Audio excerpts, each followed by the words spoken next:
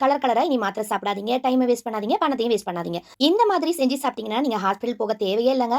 நம்ம வீட்ல ஈஸியா வளர்க்கக்கூடிய செடியில இருந்தே நீங்க சூப்பரா இந்த துவையல செஞ்சிடலாம். வாங்க எப்படி செய்யுதுன்னு பார்த்துடலாமா?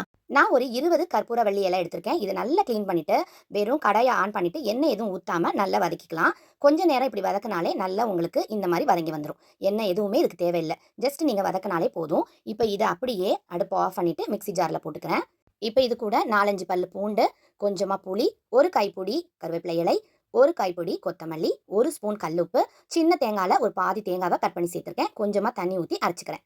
இப்போ இதில் 2 பச்சை மிளகாவை சின்ன சின்னதாக கட் பண்ணி சேர்த்துக்கிட்டு இதையும் நல்லா அரைச்சிட்டு வந்துட்டோம்னா அருமையான டேஸ்ட்டில் சூப்பரான ஒரு துவையல் ரெடி ஆயிடுச்சு. இது ரொம்பவே மருத்துவ குணம் வாய்ந்த துவையலுங்க.